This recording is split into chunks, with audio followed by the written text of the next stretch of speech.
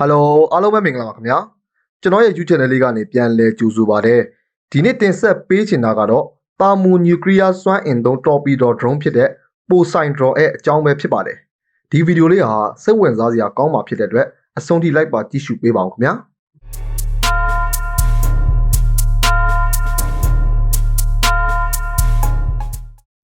ကမ္ဘာစစ်ရာကြီးမားဆုံးနိုင်ငံတစ်နိုင်ငံဖြစ်တဲ့အမေရိကန်နိုင်ငံဟာလေတင်သင်္ဘော17စီးတီပိုင်ဆိုင်ထားတဲ့နိုင်ငံတစ်နိုင်ငံဖြစ်ပါတယ်။လေတင်သင်္ဘောတွေဟာမိမိနိုင်ငံရဲ့စင်အားအတွက်ဘလောက်အရေးပါလဲဆိုတာကိုကျွန်တော်အရင်ဗီဒီယိုတွေမှာတင်ဆက်ပေးပြီးဖြစ်ပါတယ်။ကျွန်တော်ရဲ့ YouTube channel လေးမှာဝင်ရောက်ကြည့်ရှုသွားနိုင်ပါတယ်။အမေရိကန်နဲ့အနီးဆက်ဆုံးစင်အားကြီးမားဆုံးနိုင်ငံဖြစ်တဲ့ရုရှားနိုင်ငံမှာကတော့လေတင်သင်္ဘောတစ်စီးသာရှိပါတယ်။လွန်ခဲ့တဲ့တစ်နှစ်လောက်ကရုရှားနိုင်ငံရဲ့ပူးပေါင်းစစ်စေးရေးတစ်ခုမှာသတင်းနောက်တစ်ဦးကရုရှားနိုင်ငံရဲ့ရေတပ်ကာကွယ်ရေးဝန်ကြီးကိုမေးခွန်းတစ်ခုမေးခဲ့ပါတယ်။အဲ့ဒီမေးခွန်းကတော့ရုရှားဟာအမေရိကန်ကိုလေတင်သင်္ဘောတွေပိုင်ဆိုင်နိုင်မှုမှာလိုက်မိအောင်မကြိုးစားတော့ဘူးလားဆိုတဲ့မေးခွန်းပဲဖြစ်ပါတယ်။ဒီချိန်မှာဗိုလ်ချုပ်ကြီးဖြေသွားတာကတော့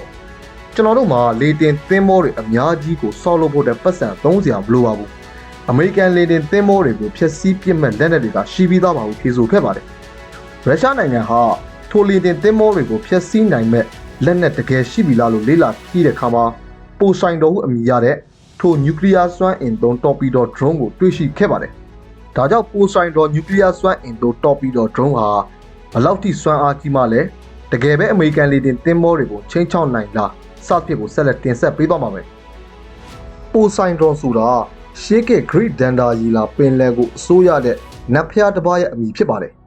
ပိုဆိုင်တော်ဟာတာမူနျူကလ িয়ার စွမ်းအင်သုံး Torpedo Drone ဖြစ်ပြီးတော့အလျားအဖြစ်ပေ80ရှိပြီးတော့တာဝေးပစ်ခတ်နိုင်တဲ့နျူကလ িয়ার စွမ်းအင်သုံးစက်ရုပ်ရေငုပ်သင်္ဘောဖြစ်ပါတယ်။သူ့ကို Underwater ICBM ရေအောက်တိုက်ချင်းပစ်ဒုံးလည်းခေါ်ကြပါတယ်။ပိုဆိုင်တော်ဆိုတဲ့အမည်ကိုရုရှားကာကွယ်ရေးဝန်ကြီးဌာနကရွေးချယ်ခဲ့တာဖြစ်ပြီးတော့ပိုဆိုင်တော်နျူကလ িয়ার စွမ်းအင်သုံး Torpedo Drone မှာဆိုရင်2မီဂါတန်ပေါက်ကွဲအားပြင်းတဲ့ထိပ်ဖူးတွေကိုတပ်ဆင်ထားပါတယ်။ဒီပေါက်ကွဲမှုပမာဏဟာဆိုရင်မျိုးကြီးတစ်မျိုးကိုပျောက်ကွယ်သွားနိုင်လောက်အောင်ဖျက်ဆွမ်းအားကြီးမားပါတယ်။ဒါကြောင့်ပဲပိုဆိုင်တော်တော်ပီဒိုဟာအမေရိကန်တွေရဲ့လေတင်သင်္ဘောတမကစစ်ပွဲဖြစ်ပွားလာခဲ့ရင်အမေရိကန်တွေရဲ့မျိုးကြီးတွေကပါတိုက်ခိုက်ဖို့အတွက်ရည်ရွယ်ထားတယ်လို့လေ့လာသုံးသပ်ရပါတယ်။ဘာကြောင့်လဲဆိုတော့အကယ်၍အမေရိကန်နဲ့ရုရှားတို့သာစစ်ပွဲဖြစ်ပွားခဲ့မယ်ဆိုရင်ရုရှားတွေဟာအမေရိကန်မျိုးကြီးတွေကိုတိုက်ဖို့ရွေးချယ်ခဲ့မယ်ဆိုရင်မိုင်းတရာအကွာဝေးစီကိုတိုက်ချင်းပစ်ဒုံးပြန်တွေပြစ်ခတ်မယ်ဆိုရင်မိနစ်30ကြာမှဖြစ်လို့ပဲဖြစ်ပါတယ်။ Poseidon Torpedo Drone ဟာ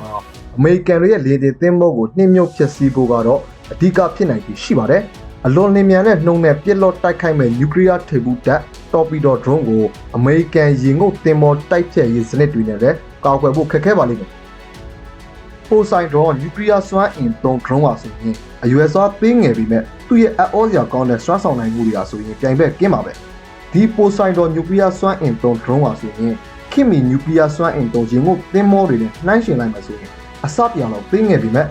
တိုက်ခိုက်ရေးပုံစံပြောင်းလဲလိုက်ရင်နျူကလ িয়ার စွမ်းအင်သုံးရေငုပ်သင်္ဘောတွေကအမြင့်ဆုံးစွမ်းဆောင်နိုင်ဖို့ပမာဏအစ20ပိုမြန်ဆန်လို့ပဲဖြစ်ပါတယ်။ရုရှားသမ္မတဗလာဒီမာပူတင်အနေနဲ့ပိုဆိုင်တော်နျူကလ িয়ার စွမ်းအင်သုံး Torpedo Drone ပေါ်ယခုလိုမှတ်ချက်ပေးခဲ့ပူးပါတယ်။ဒါဆိုရင်ကြီးမားတဲ့အရွေးတစ်ခုပဲဖြစ်ပါတယ်။ဆိုလိုချင်တာကတော့အဆုံးစွန်သောပင်လယ်ရေအောက်အောင်မြင်မှုကိုရည်ရွယ်ပါတယ်။တိုက်ချစ်ပစ်ဒုံးပြန်တွေရေငုပ်သင်္ဘောတွေတဲ့အစာပေါင်းများစွာမြန်တဲ့အမြန်နှုန်းနောက်ဆုံးထုတ်တော်ပီဒိုတွေမြန်နှုန်းမြင့်စစ်သင်္ဘောမျိုးစားများပြားရှိတဲ့အထက်ကနေဒီလက်နက်ဟာဆိုရင်တိတ်ဆိတ်တဲ့လှုပ်ရှားစစ်ကစားနိုင်စွမ်းကောင်းမွန်တယ်ပြီးတော့ဒီလက်နက်စင်းရဲ့အာဏာချက်ကိုရှာပြီးတော့ရန်သူအနေနဲ့အမျက်ထုတ်ဖို့ခက်ခဲစေတယ်။ဒါပေမဲ့ဒီလက်နက်ဟာအသုံးပြုမဲ့ရည်တည်ချက်ကတော့ရိုးရှင်းပါတယ်ဟုမှတ်ချက်ပေးခဲ့ပူးပါတယ်။ဒီနေရာမှာမေးစရာမေးခွန်းတစ်ခုတော့ရှိပါတယ်။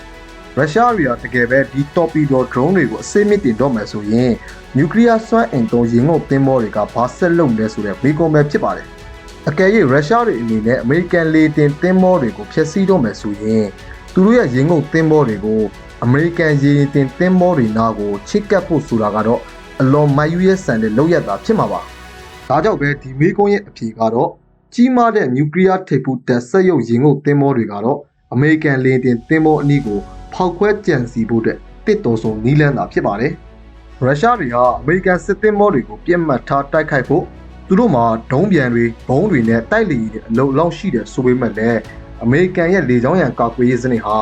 ဒီလက်နက်တွေကိုထိထိရောက်ကာကွယ်နိုင်တယ်ဆိုတာရုရှားအနေနဲ့ကြိုတင်ခန့်မှန်းသိရှိထားပြီးဖြစ်ပါတယ်။လိုပဲဖြစ်ဖြစ်နျူကလ িয়ার ထိပ်ဖူးတပ် Poseidon နျူကလ িয়ার စွမ်းအင်သုံး Torpedo drone တွေကိုရုရှားရဲ့မဟာဗျူဟာမြောက်နျူကလ িয়ার တပ်ဖွဲ့အနေနဲ့အသုံးပြုခဲ့မယ်ဆိုရင်